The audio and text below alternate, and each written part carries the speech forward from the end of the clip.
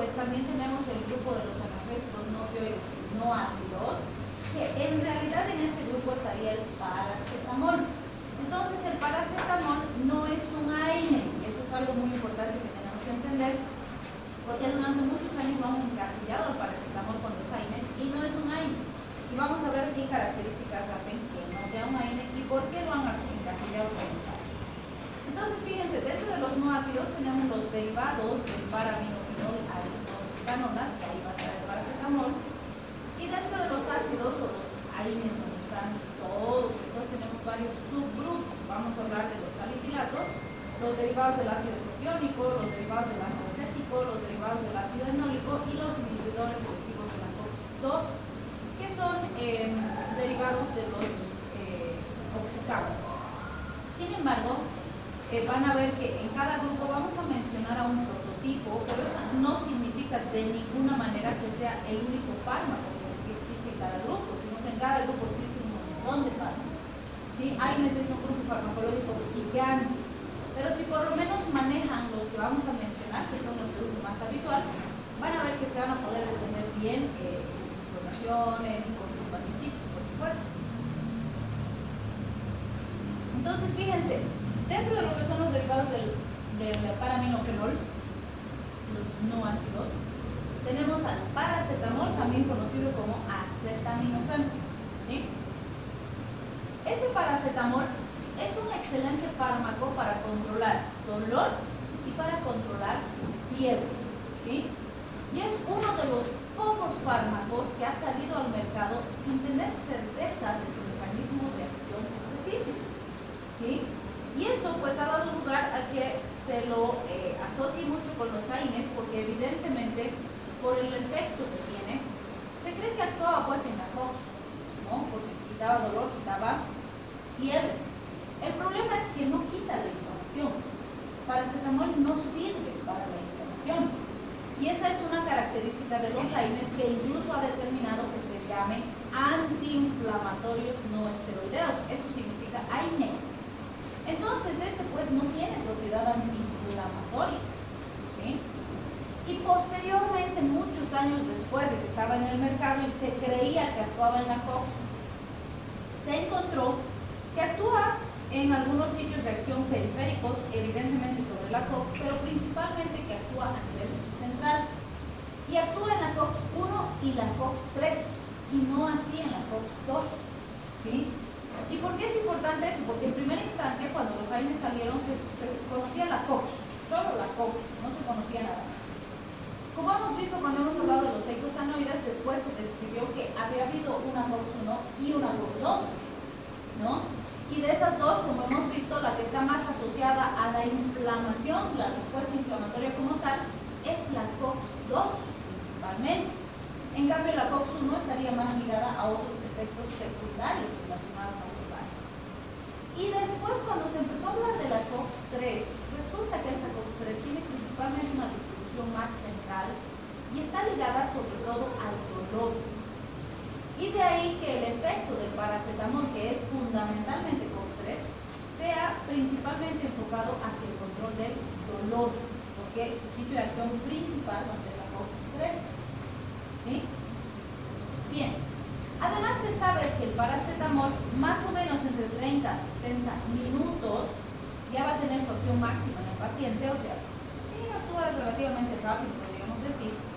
Se va a degradar por vía hepática, y aquí es algo muy interesante, porque por vía hepática va a usar sulfatación, va a usar glucuronidación, pero también va a usar las P450.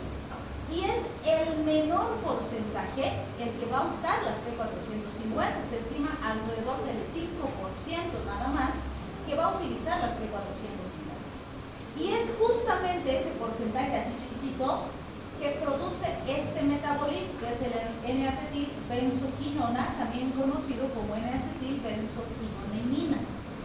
Ese metabolito, en condiciones normales, se asocia a ácido mercaptúrico y se convierte en un metabolito fácil de eliminar del organismo y se lo saca del organismo. Y no nos produce ninguna alteración. ¿Sí? ¿Cuál es el problema? Cuando las dosis son excesivas, este metabolito se acumula Y cuando se acumula, primero se acumula en hígado y produce necrosis del hepatocito. En segunda instancia se acumula en el riñón. Y después de que se acumula en hígado y en riñón, se puede acumular en absolutamente cualquier otro órgano y producir lesión. Pero podríamos decir que sus sitios preferidos de acumulación son el hígado primero y el riñón en segunda instancia, ¿sí? Pero se puede acumular en cualquier lugar dependiendo de sus concentraciones. ¿Cuál es el problema con este metabolito? En concentraciones altas puede producir e inducir una necrosis centronuclear del hepatocito y producir daño hepático, que si es de poca extensión puede ser reversible, pero si es muy rápido y muy extenso puede producir una necrosis fulminante del hígado y la muerte del paciente, ¿sí? Entonces, ¿que sí se puede morir un paciente por intoxicación por paracetamol? Claro que sí, absolutamente, ¿sí? ¿Y por qué eso es importante? Porque el paracetamol es un fármaco de altísimo uso. Como hemos visto antes, y como vamos a ver después, van a ver que es un fármaco muy utilizado, sobre todo en nuestros seguros de salud, en el paciente pediátrico. Ustedes van a ver que cualquier chiqui que viene resfriadito con cuadro respiratorio y demás, o fiebrecita de cualquier causa, paracetamol, ¿sí? ¿Sí? Una preguntita. ¿Alguna vez oído a los chiquitos cuando se les vacuna, realmente le hacen tomar paracetamol para que no le duela? Y para controlar la fiebre. O para que la fiebre no sea tan intensa. ¿O le produce un daño hepático? No, porque obviamente el daño hepático no está implícito. O sea, no es que te vas a tomar paracetamol y vas a lesionar tu hígado. Mentira.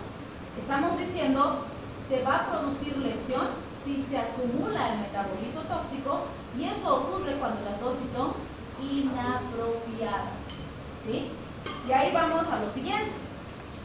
Las dosis en el adulto, fíjense, van de 500 miligramos a 1 gramo, y eso es por dosis, no es por día, es por dosis. Y puedo darle a un paciente adulto hasta cada 4 horas. Lo habitual es darle cada 6 o cada 8. Pero si le doy cada 4 horas, por ejemplo, le voy a dar, y si le doy la dosis máxima, que es 1 gramo, ¿cuántos gramos le estaría dando por día?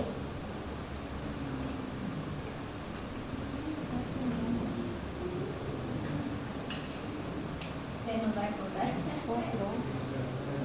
Si le doy cada 4 horas, ¿cuántas veces por día le estaría dando? 6, ¿no? Y si le doy 1 gramo, 6 veces al día, ¿cuántos gramos le estoy dando? 6 gramos. Entonces, fíjense, ¿puedo llegar a darle esa dosis? Claro que sí, no es lo habitual, pero con esas dosis difícilmente el paciente se va a intoxicar, porque le estoy dando, no se olviden, un tiempo suficiente para que su organismo lo elimine. Sin embargo, no es habitual que le demos cada 4 horas. Lo habitual es cada 8, es lo más común que hacemos. En casos de alta complejidad, le damos cada 6. Y habrá un caso súper excepcional donde realmente necesito un efecto así para darle cada 4. ¿Puedo? ¿Está establecido en la literatura? Sí, pero en general no lo van a ver así.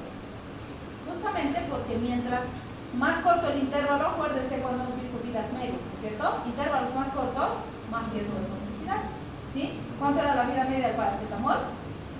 2 horas, ¿sí? Entonces, es importante considerar eso. Se considera dosis tóxica a partir de 5 gramos, pero eso es en una dosis. Es decir, que en una ingesta yo me meto 5 gramos, ¿sí? Algunos autores dicen, no, es muy bajito, 5, desde 7 recién hay toxicidad, pero es paciente dependiente, ¿sí?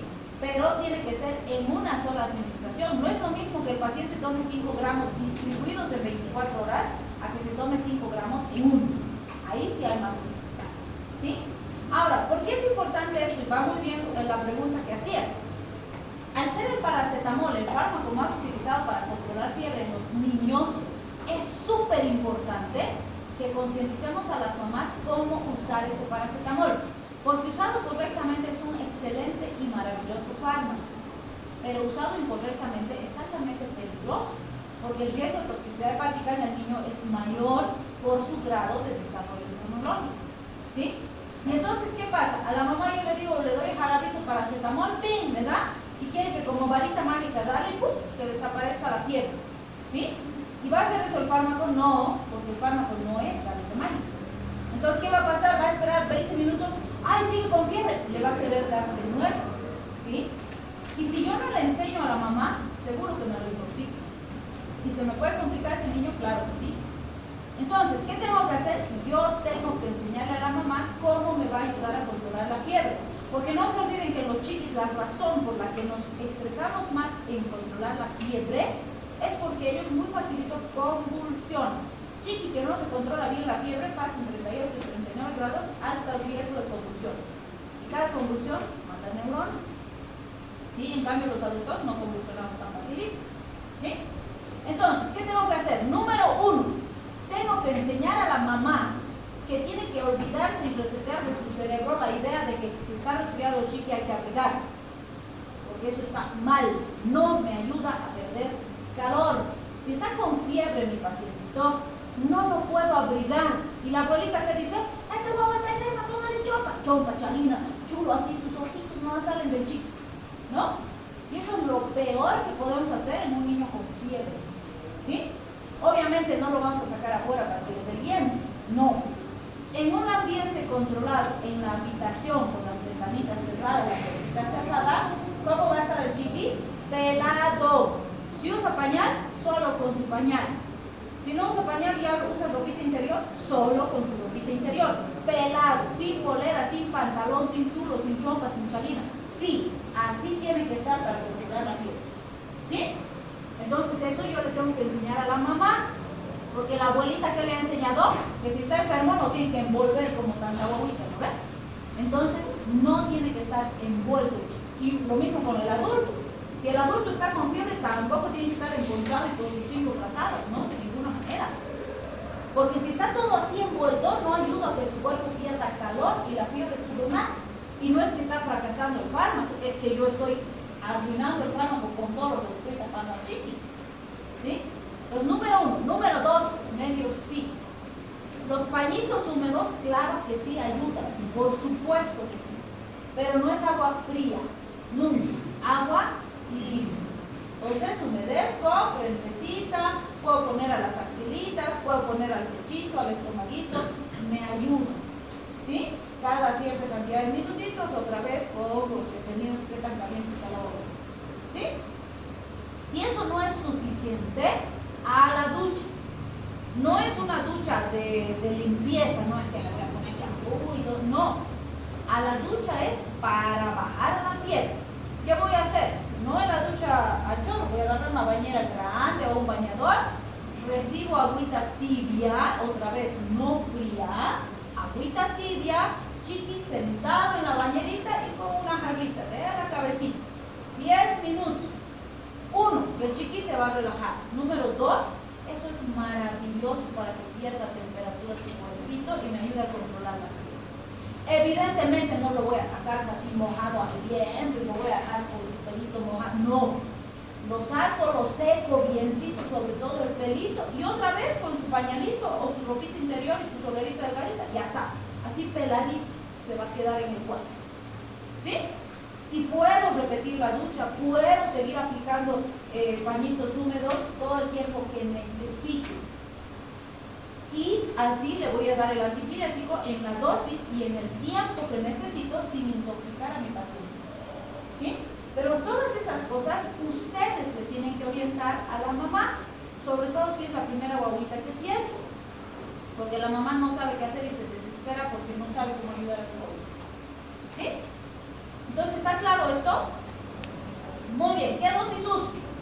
En los chiquis, de 10 a 15 miligramos por kilogramo dosis. Los voy a calcular en base al peso del paciente.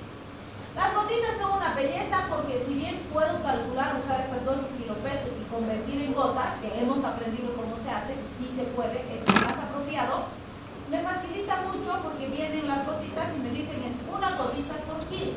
Entonces, si el Juanito pesa 15 kilos, ¿cuántas gotitas le voy a dar? 15 gotitas. ¿Sí? Y ya está, con eso le voy a controlar la fiebre. Obviamente, si es más grandecito, mejor jarabito, y voy a calcular el jarabito y lo peso. ¿Sí? Bien. Otro elemento muy importante que no deben olvidarse es es el siguiente. Digamos que ha venido el Juanito y resulta que está con una faringoamigdalitis bacteriana terrible, así todo. Ha estado con fiebre. Miran, la gargantita están las amígdalas hipertróficas, todo inflamado. Está mal la gargantita, muy, muy inflamada. Y la mamá lo ha traído pensando que tiene algún problema gástrico. ¿Por qué? Porque desde ayer dice, no toma lechecita, vomita. Come alguito, vomita. Y está que vomite, que vomite, que vomita el Juanito. ¿Sí? Entonces ustedes lo han revisado y han determinado que tiene una faringoamigdalitis bacteriana.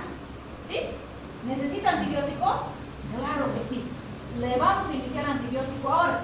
Pero no se olviden que el antibiótico no es varita mágica. ¿Qué quiere decir? No es que le voy a dar desde hoy día y mañana ya va a estar bien. Mentira. Más o menos al tercer día el antibiótico ya va a estar en su máxima potencia. Entonces le voy a dar antibiótico, pero necesito controlar la fiebre, necesito controlar dolor e inflamación. Al Juanito, ¿estará bien que le dé el antibiótico con paracetamol?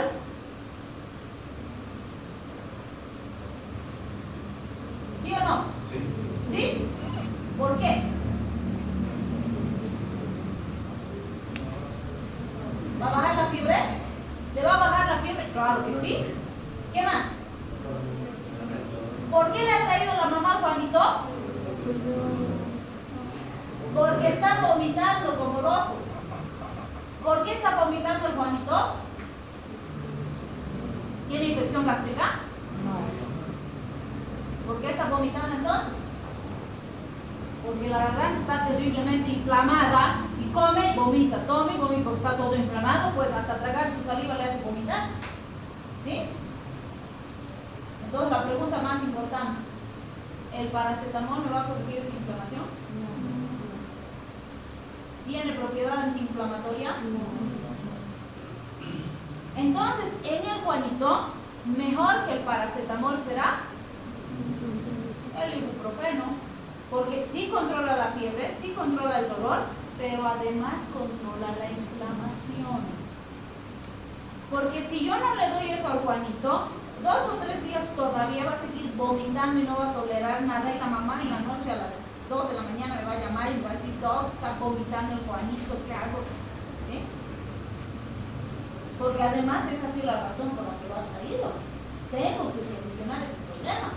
Y el paracetamol no lo va a hacer, porque no tiene actividad antiinflamatoria. ¿Sí? ¿Está claro eso? ¿Por qué en los pacientes con COVID hemos incluido el ibuprofeno? Porque al principio, en la primera fase, estamos manejando solo con paracetamol, ¿no es cierto? Ustedes son generación COVID, bueno.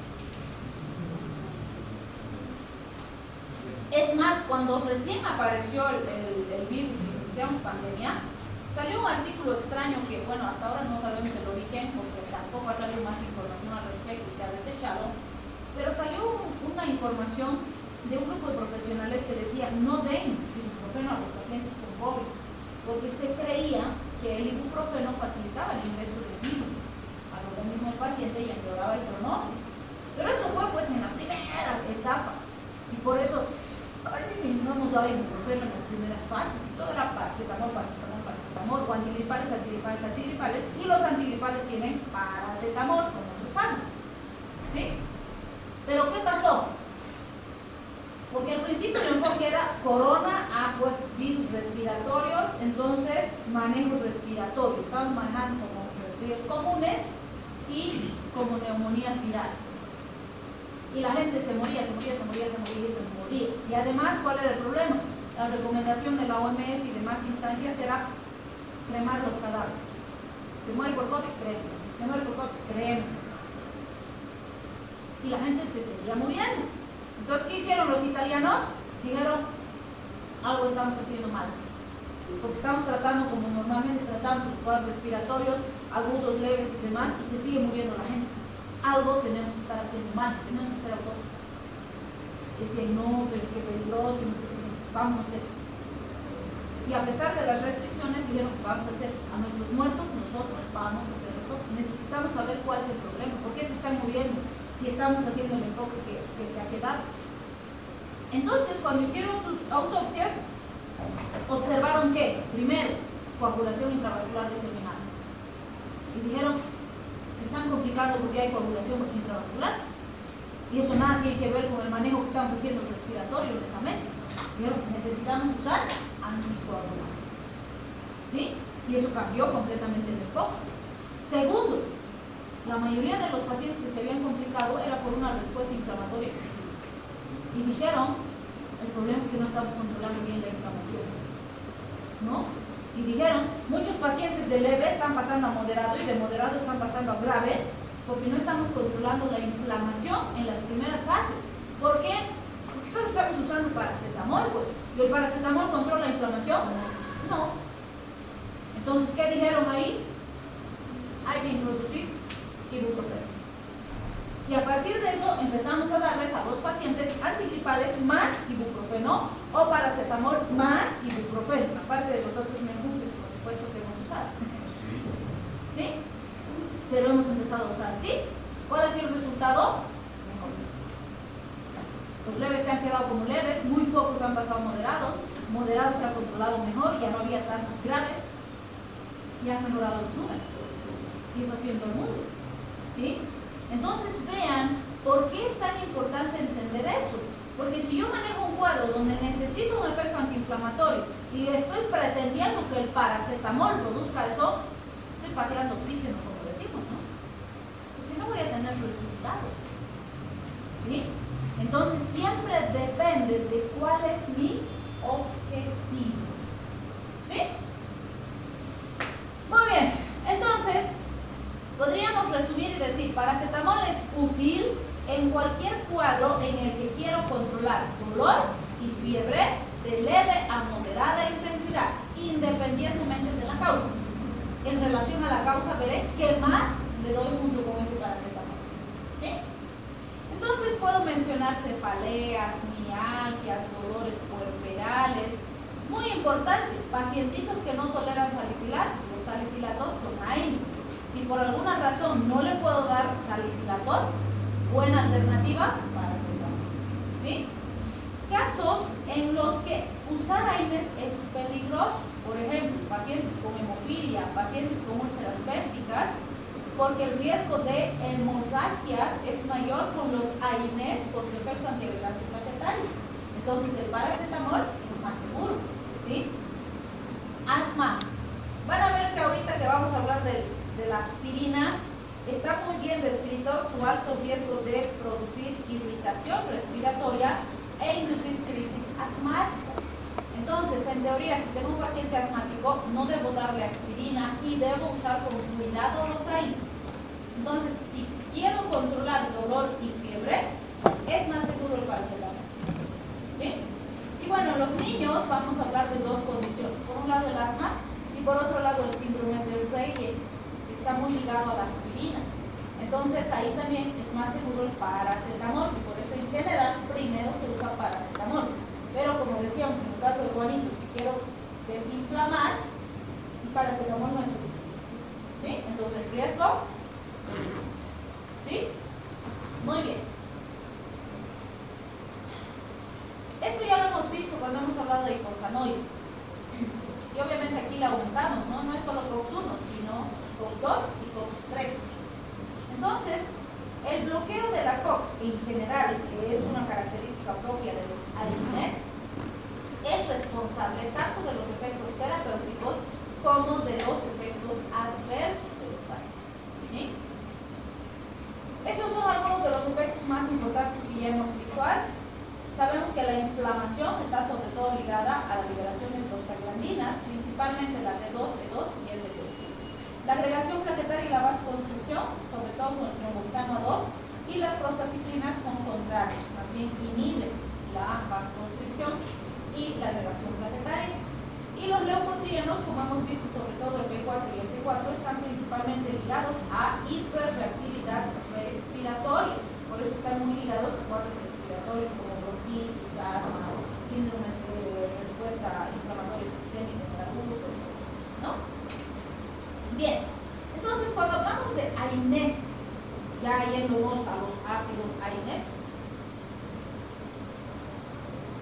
siempre les digo, si saben las 4 A's, Nunca más se van a olvidar de los AINES. Siempre que les pregunten en sus roles efectos de los AINES, ¡ping! ¿Se acuerdan las 4 A's y están hechos? ¿Sí? ¿Por qué? ¿Por qué decimos 4 A's? Porque fíjense, empieza con A, empieza con A, empieza con A y empieza con A. Y esa es la clave de los AINES. Analgesia, quita el dolor. Antipirético, quita la fiebre. Antiinflamatorio, quita la inflamación. Antiagregante plaquetario, evita la agregación plaquetaria. ¿Sí? Entonces, esas son las 4 bondades de los AINES. Los AINES clásicos, los no selectivos, tienen esos 4 efectos por naturaleza. ¿Sí? Evidentemente, dependiendo del AINE, vamos a ver, alguno tiene más potencia analgésica, alguno tiene más potencia antiinflamatoria, alguno es mejor como antiagregante plaquetario. Entonces, eso vamos a ir diferenciando en los AINES más usados. Y algunos tienen efecto úrico-súrico. ¿Qué es el efecto úrico-súrico? Pues ya han visto bioquímica, ¿no? O sea,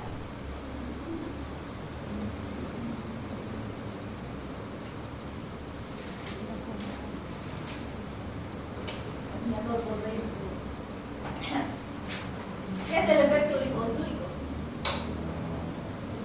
Hay uno de sus compañeros que se llamaba Uric. No sé de dónde han sacado eso.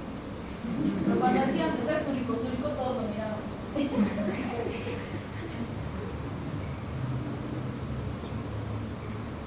Dice pues el nombre úrico-súrico. Eliminación de ácido úrico por la orina. ¿Algunos AINES tienen esa propiedad? Sí, pero no es de todos. Por eso está con rojo y no está dentro de las 4 fases. ¿Sí? Muy bien. Como efectos adversos generales que vamos a decir de los AINES, esto es importante que lo recuerden porque vamos a ver que todos los AINES pueden producir todos estos, pero dependiendo del AINE, algunos producen más unos, más otros. Entonces, los AINES pueden producir afectación al sistema nervioso central por cefaleas, acúferos, mareos, afectaciones cardiovasculares, y esto es bien importante porque generan retención de líquido y eso puede exacerbar hipertensión, puede producir edemas, puede empeorar una insuficiencia cardíaca. Por eso es que van a ver que vamos a repetir varias veces que los AINES no se deben usar en pacientes cardiópatas, ¿sí? Porque empeoran los problemas cardiovasculares. Entonces, cuando un pacientito cardiópata tiene cefalea, por ejemplo, tiene fiebre, ¿qué le doy? Paracetamol, que no es AINE. ¿Ven? Entonces, es muy importante recordar eso. A nivel gastrointestinal está con rojo porque este es el efecto adverso más común de los AINES en general.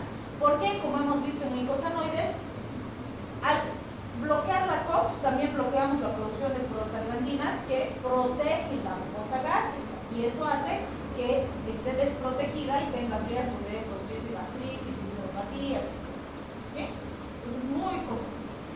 También se han descrito alteraciones hematológicas, alteraciones hepáticas, pulmonares, exantemas, alteraciones renales. ¿Sí?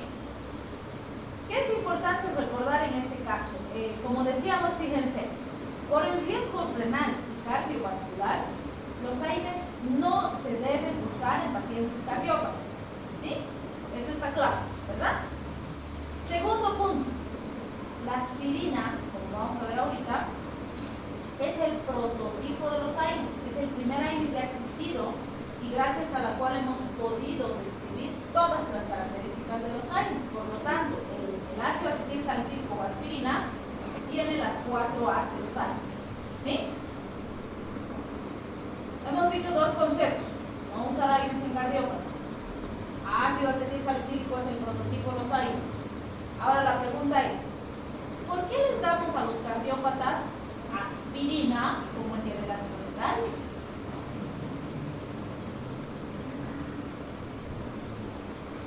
La está rayando la doctora. Parece incoherente, ¿cierto? Porque fíjense, no se debe usar AINES en cardiópatas. Cierto, es una verdad. El ácido acetil salicílico es un AINE. Cierto, es verdad. Pero usamos ácido acetil salicílico en los cardiópatas. Y ahora, ¿han visto los juegos cartoon? ¿Han visto cuando dice si la piedra es un ser vivo? Y dice, si huevo es piedra y piedra es huevo. O sea,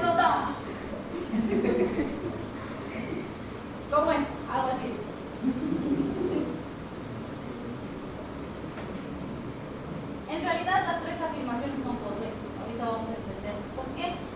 Y para recordar eso les voy a pedir que recuerden lo que hemos visto en bioquímica. Paciente con gota. Hemos dicho, paciente con gota, ¿cuál es su problema? Elevación de ácido úrico. ¿Sí? Le doy a Inés.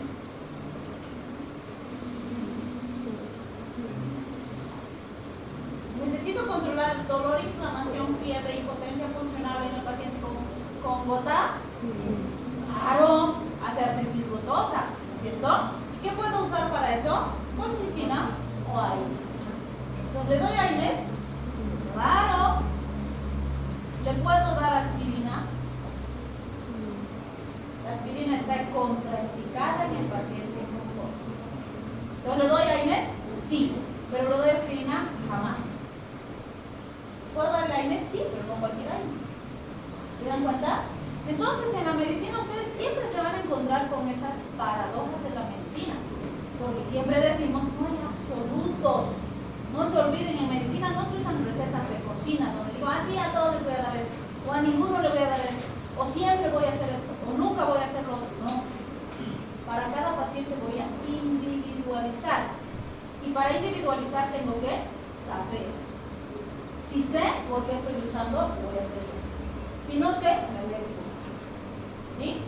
Y no se olviden que cuando ustedes se equivocan, la gente se puede morir. Por eso es que tienen que saber bien. ¿Sí? Bien, entonces vamos a entender ahora por qué esta paradoja de Cruz. Ya tengo sueño, por este hablar. Ok, entonces fíjense. El ácido acetilsalicílico, como dijimos, ha sido el primer AINE que se ha producido, y además cuando salió el ácido acetilsalicílico casi no habían fármacos en el mercado. Entonces, como dijimos en nuestros temas introductorios, pues usaban pues la aspirina para todo, ¿no? Hasta para cosas que no tienen nada que ver y ningún fundamento usaban. ¿Sí? ¿Y por qué les digo que estas cosas son importantes? Porque el otro día que estaba viniendo así en el club, estaba escuchando la charla del chofer con una doñita que estaba ahí sentada, ¿no? Y estaban hablando pues de la aspirina, ¿no? Y la doñita, o no, el chofercito le decía que la aspirina era muy bueno para los que tienen problemas del corazón, ¿no? Y la doñita le decía, ay, pues los hipertensos tienen que tomar aspirina, seguramente les baja la presión. ¿No? Y el chofer le decía así, en su poco conocimiento, no, creo que es algo para la coagulación, le decía, ¿no? Y la otra, pero se fue con la idea de que la aspirina era bueno para problemas cardíacos, ¿no? Que obviamente son dos cosas separadas, porque como hemos dicho hay que tener cuidado con las dosis. Porque si ese paciente cardiópata se toma de 500, como vamos a ver ahorita, tiene alto riesgo de complicaciones cardiovasculares. ¿Cuánto tiene que tomar? De 100. Que es la aspirineta que conocemos. Entonces vamos a ver cuál es la diferencia. ¿Sí? Bien, entonces fíjense, tiene efecto analgésico, antipirético, antiinflamatorio, antiagregante plaquetario, las 4 ácidos. ¿Sí? Evidentemente también, probablemente muchos ya lo han visto, van a ver que los salicilatos en general se usan mucho como queratolíticos. ¿Sí? Van a ver que hay estas locioncitas, por ejemplo, para limpiar el rostro, para el acné, hay cremitas, etcétera, en cosmética que tienen salicilatos. Porque sí, ese efecto queratolítico funciona muy bien para la parte externa también. ¿Sí? Muy bien. ¿Cuál es su mecanismo de acción? Inhibe de forma irreversible a la COX plaquetaria. Bueno, la COX en general, aunque la que más nos interesa es la plaquetaria. Entonces, hablando de la COX plaquetaria, recordamos que las plaquetitas viven de 8 a 10 días. ¿Sí? Y estamos diciendo que cuando bloquea la COX en la plaquetita, esa plaquetita nunca jamás se va a poder agregar de nuevo con otra plaqueta.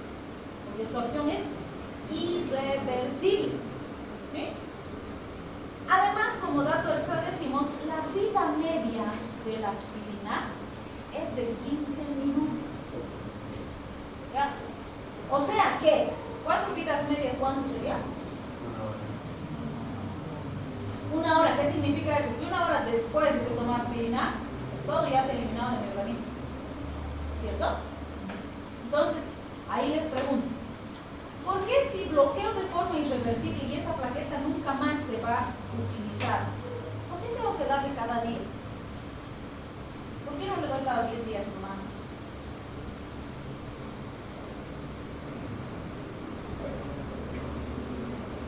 ¿Por qué?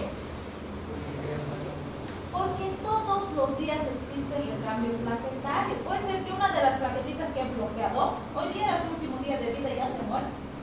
¿Sí?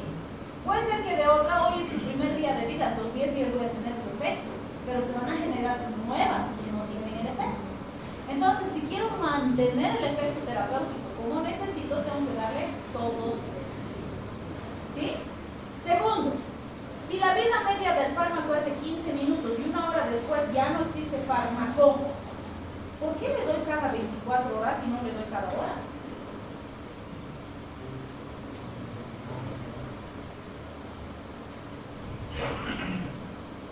¿Por qué?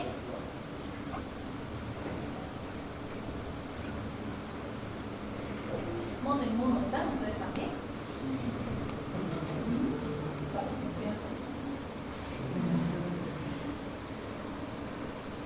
Porque la acción es irreversible, pues no necesito, su vida media en este caso es irrelevante para el tiempo de dosificación porque la acción es irreversible. ¿Sí? Muy bien. Tengo comprimidos de 100, de 500, vamos a ver que las dosis también varían bastante. Y esto es bien importante y nos va a ayudar a entender la aplicación. Fíjense, para obtener el efecto analgésico antipirético, en general voy a usar dosis cercanas a los 600 miligramos por día. O puedo usar dosis kilopesos de 10 a 15 miligramos kilogramo dosis. Para el efecto antiinflamatorio, esto es súper importante, fíjense las dosis. De 3.2 a 4 gramos por día. ¿Sí? Por lo tanto, por ejemplo aquí, si le doy de 500 miligramos, podría darle 2 de 500, o si quieren, 1 gramo cada 8 horas. ¿Sí? O podría darle 1 gramo cada 6 horas. Y sigo mi rango de 4 gramos. ¿Se dan cuenta? Pero es una dosis súper grande, si se fijan. Y la dosis kilopeso para obtener efecto antiinflamatorio es de 60 a 100 miligramos por kilogramo día. En general distribuido en 3 dosis diarias. ¿Sí? En cambio, fíjense, para obtener el efecto antiagregante plaquetario, entre 81 y 325 miligramos día. O sea, cerca de la mitad de lo que necesito aquí y aquí. Mira, cuarta parte. ¿Se dan cuenta? ¿Cuál es el punto? Cuando salió la aspirina al mercado casi no teníamos otros fármacos. Entonces se justificaba que para controlar inflamación yo le dé semejantes dosis porque el beneficio justificaba el riesgo, no tenía más para manejar. Pero hoy que tengo tantos AINES que no necesito usar dosis tan altas y que tienen muy buen efecto antiinflamatorio, de ninguna manera se justifica usar semejante dosis para controlar inflamación. Porque el problema con estas dosis tan altas es que aparecen muchos efectos adversos. O sea, sí va a ser eficiente, va a haber efecto terapéutico, pero va a haber mucho efecto adverso. ¿Sí? En cambio, con dosis antiagregantes, porque la dosis más común como antiagregante es 100 miligramitos, la aspirina es de 100. ¿Sí? Y además le doy 100 una sola vez al día. Con esa dosis tan pequeñita, tengo excelente efecto antiagregante planetario y los efectos adversos son mínimos, en general ni se presentan. ¿Sí? Y esto es lo que ha determinado que hoy en día la aspirina, su principal uso sea el efecto antiagregante plaquetario. Porque para las otras cosas tengo mejores opciones. ¿Se dan cuenta? Entonces, uso como antiagregante plaquetario en el paciente con cardiopatías, aunque no puedo usar AINES, le doy aspirina como antiagregante plaquetario porque en las dosis que uso el riesgo es mínimo, aún siendo cardíaco. ¿Se dan cuenta? ¿Sí? Entonces, ahora entendiendo eso ya no es descabellado, se dan cuenta que si sé, voy a dar correctamente sabiendo por qué estoy dando. ¿Sí? Muy bien, ¿quiénes entonces pueden tener? Porque bueno, ¿qué decimos? En el momento que salió, se usaba para dolor, inflamación, fiebre, de leve a moderada intensidad de cualquier tipo, pero hoy ya no. Hoy, sobre todo, antiagregación planetal. Sí, alguna vez como analgésico, ¿no? Dolor de cabeza, 2 aspirinas, ya está. Pero es aspirina de 500 para el dolor, ¿sí? ¿Por qué es importante eso? Porque en COVID, en esquema 1, COVID leve, ¿qué les hemos dado para prevenir las trombosis? Aspirina, ¿sí? Pero les dábamos con el objetivo antiagregante plaquetario. Entonces, ¿cuánto les dábamos? De 100. Y agarraba el pacientito y pim, porque iba a la farmacia y la farmacéutica le decía, tengo aspirina de 100 y de 500 y cuesta lo mismo. ¡Oh! El paciente, ¡wow! Entonces, nos llamaban, ¿no? Doc, le cuento. Dice que hay aspirina de 500 también y cuesta igual o me llevo, ¿no? Y vos, no, Juanito, no necesitamos de 500, necesitamos de 100 exclusivamente. El de 500 no va a mejorar el efecto, pero sí va a aumentar el riesgo de efectos adversos. Entonces, no, 100 más. Ah, ya, doctor, sí, no sabía eso, ¿no? Pero el que no le llama a su doctor para preguntarle, el de 500, wow, más potente, cuesta lo mismo. ¿Sí? Porque no se olviden que el paciente piensa que más dosis siempre es mejor y no es cierto. Aquí, al contrario, menos dosis, mejor efecto, menos riesgo. ¿Sí? ¿Está claro eso? Muy bien, entonces, ¿en quiénes habrá riesgo de trombosis? ¿Quiénes tenemos riesgo de trombosis? Hipertensos, muy bien. ¿Quiénes más?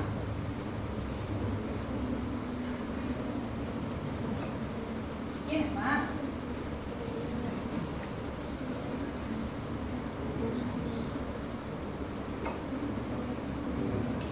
Ya pues, ¿quién más? Por ejemplo, ¿ustedes tendrán riesgo de trombosis? ¿No? Sí. ¿Cómo cuántas horas al día están sentados o parados? Porque las secretarias tienen riesgo de trombosis, hay que hacer profilaxis, absolutamente, y trabajan paradas o sentadas. ¿Ustedes cuántas horas al día se sientan, pues? 6. Hartito, ¿no? Y si no están sentados, ¿cómo están?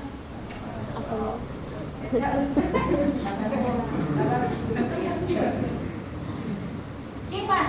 Los obesos, los pacientes con varices, los conductores de autobús, de taxi trufi, absolutamente. Las azafatas, sí, aunque no crean, sí, ellas siempre están paradas. ¿Quién más?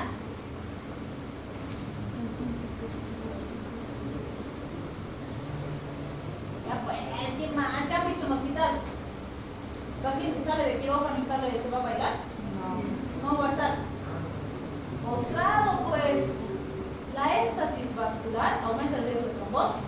Si es una cirugía grande, el paciente va a estar quietito, postrado varios días. ¿Hay riesgo de trombosis?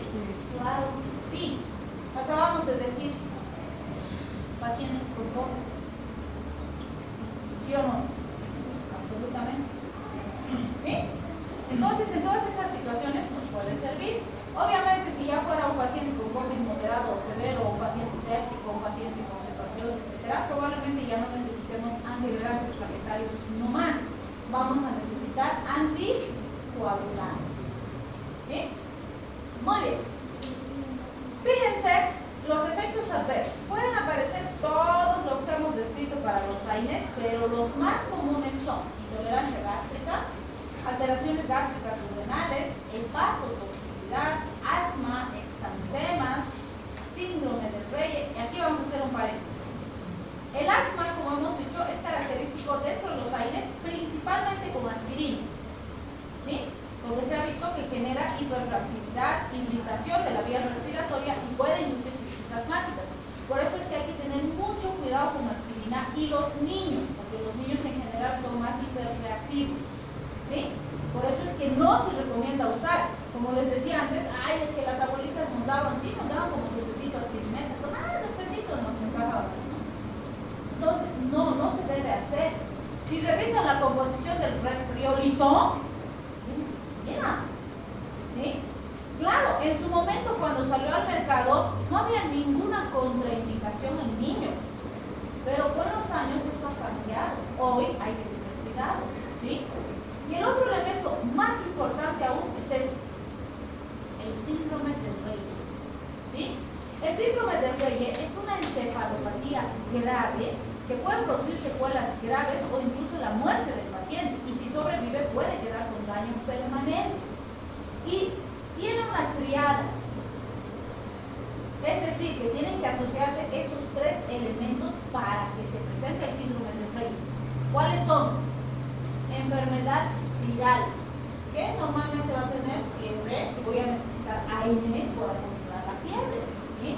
Entonces, enfermedad viral. Segundo, uso de aspirina, que está específicamente ligado a la aspirina, ¿sí? Y tres, paciente pediátrico. Esos son los tres elementos para que se presente el síndrome de Reye, ¿sí? Entonces alguno me va a decir, ay, pero a mí me han dado aspirina chiquitita y no me ha pasado nada. Por suerte. O bueno, le dicen, por eso estás así. No, mentira, no va a ser mal. Entonces, es cierto, o sea, no se olviden que los efectos adversos son lotería. No es que todos van a aparecer, gracias a Dios, porque si aparecieran todos tendríamos problemas, pero con cada paciente que toma fármacos, ¿sí? Pues no, es probabilidad. Pero yo les digo, teniendo un montón de otros AINES que son útiles y que pueden usar, ¿se van a arriesgar a que su paciente le dé síndrome de Reye y se muera por una encefalopatía o tenga daño cerebral? Si fuera su familiar, ¿ustedes se arriesgarían teniendo mejores alternativas? Entonces, ¿por qué chingados siguen dando aspirina a las guaguas? ¿Sí?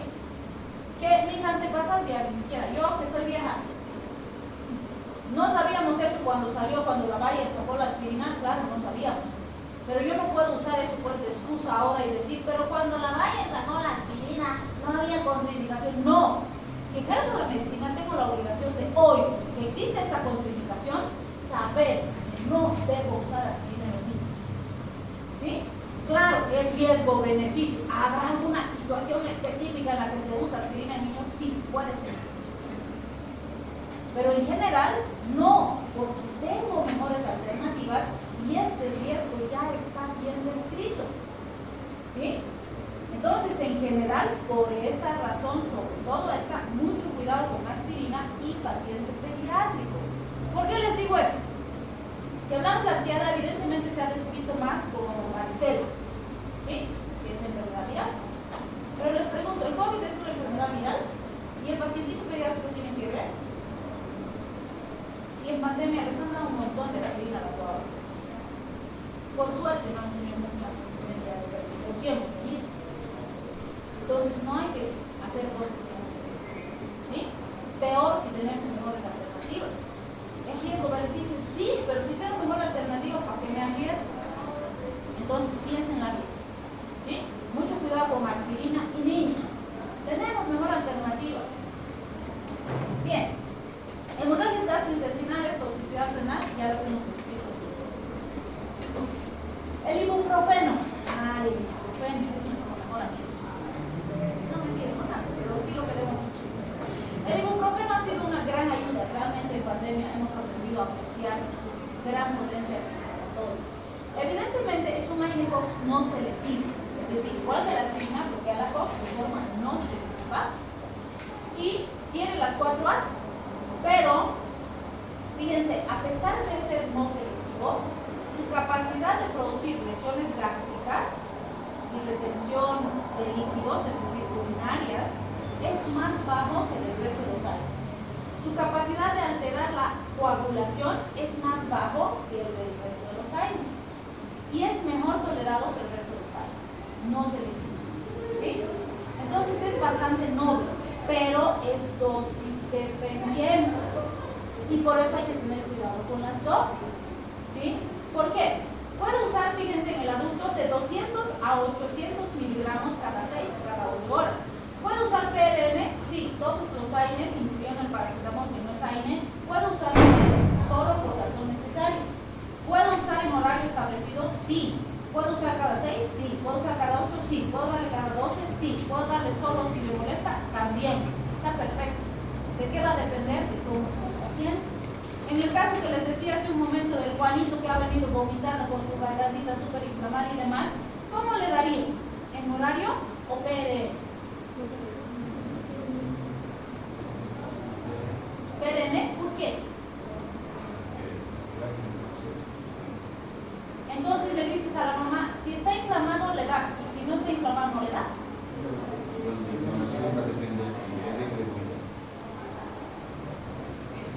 En ese pacientito tengo que darle horario. Primero, porque la mamá no ve la inflamación. Si no, ya se hubiera dado cuenta antes de traerlo. ¿Ven? Primero. Segundo, la inflamación no es que sube y baja como la fiebre. La inflamación está ahí. Está ahí. Entonces tengo que desinflamar. Y tercero, hemos dicho, el antibiótico no va a actuar inmediatamente. Va a tardar 2 o 3 días en ir desinflamando progresivamente y controlando la bacteria. Y hasta eso yo tengo que corregir eso si quiero que mi pacientito tolere mejor los alimentitos, tome su lechecita, coma su comida. ¿Sí? Entonces, en ese caso que está así muy agudo y demás, le voy a dar el ensayo. ¿Sí? ¿Cuándo le daría PRN? Si me dice que no está vomitando, pero sí está un poquitito inflamadito y le sube la fiebre algunas horas. Ah, ya. Entonces, si le sube la fiebre, le da. Si le está molestando mucho, le da. ¿Sí? Pero si no molesta, no le da. Entonces, eso ustedes tienen que ver al analizar cómo está su paciente. Porque si no, se les va a cumplir. ¿Sí? Dosis kilopeso, de 5 a 10 miligramos kilogramos dosis que hemos usado cuando hemos hecho receta, ¿no es cierto? Ahora, antes de la pandemia de 200 miligramos no teníamos comprimidos, no nos llegaba, no había en nuestro mercado. Entonces usábamos 400 o 600. Algunos locos se aventuraban a usar de 800. La evidencia científica nos dice que con dosis tan altas no hay evidencia de que se mejora el resultado terapéutico comparando con las de 200 y 400, por ejemplo, pero sí se potencian los efectos adversos. Entonces la tendencia tiene que ser a no usar dosis demasiado altas. En general, entre 400 y 600 para el adulto está perfecto. Ustedes decidirán cuál es mejor dependiendo de cómo está el paciente, dependiendo de la clínica. ¿Sí? ¿Pueden hacer kilopeso en el adulto? Claro que sí, por supuesto. Entonces, en COVID, por ejemplo, hemos usado la de 400, principalmente porque estábamos usando con varios otros fármacos más. Entonces, el riesgo de que se hiciera más alto. ¿Sí? Y con 400 teníamos excelente efecto terapéutico. ¿Sí? Bien. ¿Cuándo no se debe usar ibuprofeno? Si el paciente tiene pólipos nasales, angioedema, reactividad bronquial, meningitis asépticas, lupus, sí se puede usar ibuprofeno para inducir el cierre del conducto arterial, como hemos visto en icosanoides, ¿verdad? También en cualquier situación de dolor, inflamación, fiebre de leve a moderada intensidad, principalmente cuando quiero controlar inflamación. Bien, el ketoprofeno, el ketoprofeno es el único AINE dual que tenemos. ¿Qué significa que es un AINE dual? Que bloquea la COX y también bloquea la lipoxigenasa, es decir, que bloquea dos vías metabólicas, por eso es dual. Cuidado con confundirse, a veces creen que porque bloquea la COX1 y la COX2 es AINE dual. No, la COX es una sola vía. Si tiene sus subdivisiones COX1, COX2, COX3, claro, pero la COX es la vía. Entonces el AINE dual bloquea la COX y la lipoxigenasa, las dos vías. Y eso hace que su potencia sea un poquito mayor que de nuestros convencionales. Se puede usar de 25 a 50 miligramos cada 6 a 8 horas. Tenemos jarabitos también, la dosis kilopeso es de 10 a 20 miligramos por gramo día, dividido cada 8 horas. Y también tenemos tópicos, por ejemplo tenemos unos parches de ketoprofeno que son maravillosos para lesiones articulares, osteoarticulares. ¿Sí? Sí, se pone el parchecito y le va a pasar el farmaquito al paciente, es una vez. Bien, entonces es muy parecido a los otros AINES, sí hay que tener cuidado porque pueden reducir el efecto de beta-bloqueantes, IECAs y diuréticos, por lo tanto mucho cuidado si el paciente recibe sus fármacos. ¿Sí? Además que al ser AINE hay que tener cuidado en general en cardiopatías. Bien, se puede usar en pacientes con gota? ¿Qué creen? Ya hemos hablado de pacientes con gota. ¿Será que le puedo dar ketoprofeno? Dentro de los AINES, tiene las 4 A's de los AINES, pero su potencia principal es control del dolor. Es excelente. Para el dolor es maravilloso. Tiene las 4 A's, pero el dolor es maravilloso. ¿No se puede usar en gota? Sí se puede usar en gota. Muy buen fármaco.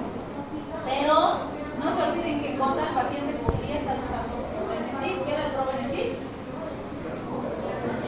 Un úrico súrico, es decir, que aumenta la eliminación de ácido úrico por la orina. Entonces, si el paciente está usando probenecid, no le puedo dar ketoprofeno. Si le doy ketoprofeno, no le debo dar probenecid, porque aumenta la toxicidad, porque aumenta su vida. ¿Sí? No los puedo usar juntos, pero separados, ambos son buenos fármacos. Entonces, fíjense, pacientes con dolor, inflamación, fiebre de leve a moderada intensidad, principalmente si lo que quiero controlar más es el dolor. Ya, ahí vamos a quedar en diclofenac.